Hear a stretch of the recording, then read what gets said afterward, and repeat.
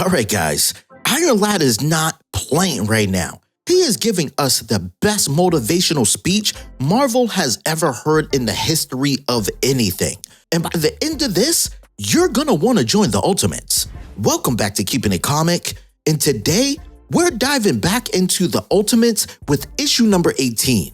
Now look, this starts in the Triskelion, and someone says, "Are you ready, Tony?" And it's none other than American Chavez. And Tony's like, "I'm not sure, are you?" And she says, "Almost. I just have to do one thing."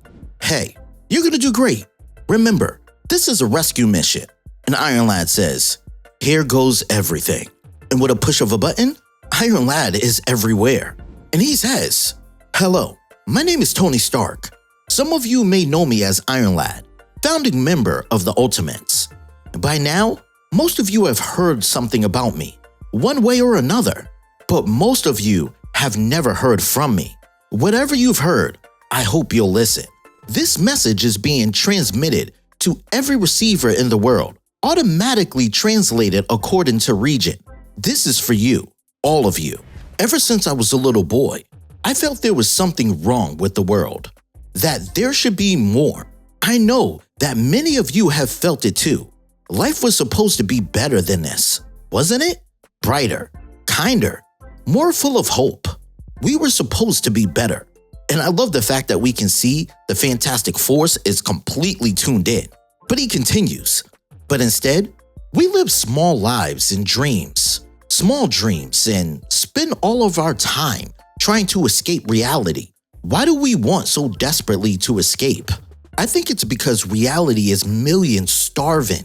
Despite unprecedented abundance, reality is millions more going homeless, sleeping on sidewalks, circling empty luxury high-rises.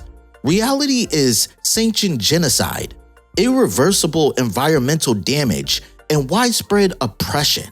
The reality is, we have no say in the course of our lives.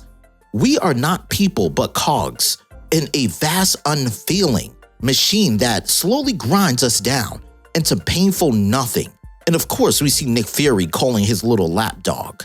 And he continues, who wouldn't want to escape? So what happened? How did we get here? Who is to blame for all this? You know the man responsible. His name is the Maker. He and all his world leaders, Henry Duggery, Emmanuel DaCosta, Bruce Banner, Ileana Rasputin, and Emperor Sunfire, have conspired to rob you of your freedom, to kill and imprison all who stand against them, and to drain the life from this world. I've seen it for myself. I've seen mass graves filled with superheroes, many of them children. They go on for miles. I've seen hidden prehistoric paradises fouled beyond repair, the innocent inhabitants of idyllic islands turned into radioactive test subjects. I've seen 40,000-year-old cities built by strange and beautiful life forms, a race so genetically diverse, no two remotely resemble each other, empty except for ghosts. For over half a century, they have killed and imprisoned every potential threat to their power, everyone they could not corrupt or contain. The world as we know it is an experiment in cruelty and control. It was not supposed to be like this. My father, Howard Stark, trapped the Maker in his city to give humanity a chance. His sacrifice brought us 2 years to fix the world. And for the last 2 years, the Ultimates have been trying to do just that. But time is running out. Most of what we've accomplished has been hidden from you. Most of what you've heard about us has been lies and manipulations. We did not destroy Stark Tower. That was the work of the Maker's Council. In an attempt to discredit us, we grieve every one of those lives lost. And I just want to take a second to say I love in the midst of all this motivation, America Chavez is looking so friggin' badass right now.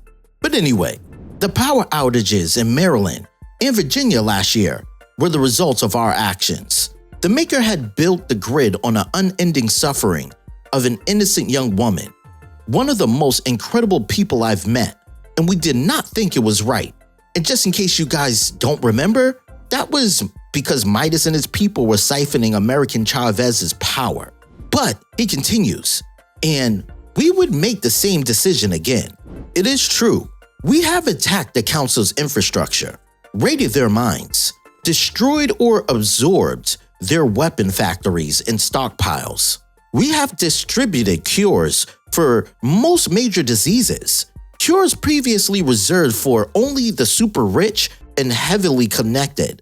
All across the country, a wave of prisoner uprisings, inspired by an ultimate named Luke Cage, have overthrown their tormentors and turned their dungeons into autonomous self-governing collectives. The so-called Ultimate Archipelago. We have fought living fairy tales and set off war of the gods and have fought among the shining ramparts of heaven itself. Many of us have died, but we came back. We came back for the cause, for you. We have wounded the council significantly, weakened them appreciably. They can be fought. They can be beaten. We are proof of it. But we are running out of time. The city opens soon, and when the Maker and his children return, we don't know what will happen, but we know things will change fast. We know we'll have to fight. We have been labeled terrorists, criminals, fundamentalists, cultists, degenerates, dangerous antisocials. We call ourselves freedom fighters, and we are dangerous to them. Freedom is dangerous to them and the system they've built.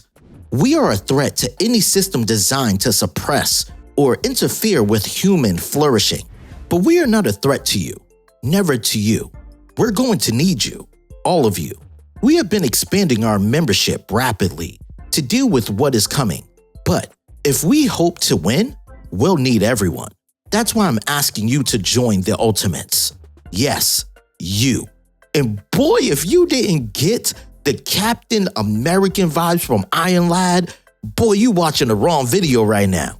But this is where we start to see the uprising begin, as Iron Lad continues and says, powers and weapons are not necessary to become an ultimate. All it takes to be an ultimate is to decide to be an ultimate, decide to resist. Resistance comes in many forms. Yes, taking up arms is one, but we'll need people doing much more than that. Organizing strikes, leading protests, providing intelligence, sabotaging factories, utilities and munitions. Not going into work can be a heroic act. If we have any hope of winning, of changing the course of our lives, we have to do it together. If you are currently the tool of a violent arm of the system, military, police, or administrative, know that defectors are welcome. It is our belief that no one is beyond rehabilitation. Nothing is beyond forgiveness if forgiveness is earned. And in the midst of this, we see none other than Captain America, who is gaining the trust of Wanda and Petro, which I'm sure in a fight, they're going to be a deadly force to reckon with. But America Chavez is still on a mission right now. And every time you see her on a panel, it is just craziness. She knocks the door down off of that bunker, walks in, and 3 of these lackeys go to attack her. And she's just like, what did the 5 fingers say to the face? Smack. And like that, all 3 of them are gone. And then she's like, hello, Midas. He says, I knew you'd come. Forgive me for not getting up, my dear. Your friends broke my neck into so many pieces. Not even all the money in the world can put it back together again, apparently.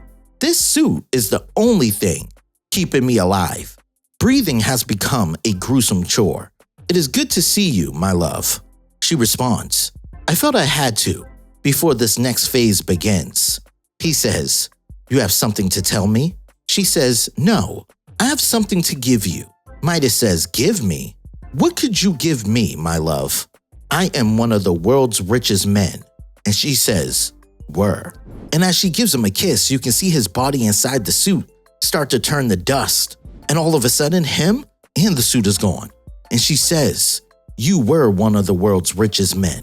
And Iron Lad continues, they're scared of us, scared of you. They know what I know. We outnumber them, and they are vulnerable. So, they stole your future. Do you want it back?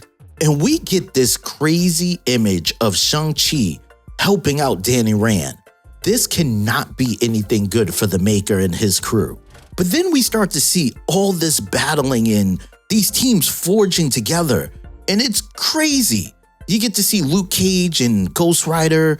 I don't know if they want to be the Avengers or not, because that's Luke Cage's words, not mine. You see Thor and Sif. You see Hawkeye. She-Hulk is always going crazy. I really like her design in this one. And then you see the Fantastic Force as well. And you hear the dialogue continue from Iron Lad that says, "Together, we will fix the world. Wherever you are, whoever you are. If you are seeing this, consider this an open invitation. Be a hero. Join the Ultimates. Heroes are everywhere. They can be anyone, even you. The enemy's power over us is inversely proportional to our connection to each other. They can't stop us all. Now is the time. So I say to every one of you, my brothers and sisters in arms, my Ultimates, rise up." And in the midst of all this mayhem, we get a glimpse at what I believe is the Maker City opening up, with the word saying, 0 months remaining. And man, this was a crazy motivational issue. I mean, if you didn't feel this, I don't know what else is going to get you motivated. And seeing all the mayhem going on and all our heroes forming a team together was incredible. Listen, let me know your thoughts. The Maker is coming. The end of the Ultimate Universe starts next month in December, and if you're not caught up, right above, I've already placed the playlist for the Ultimate Universe so you guys can get caught up. Drop your thoughts in the comments, and as always, thanks for kicking it with Keepin' It Comic. I'll catch y'all on the next one.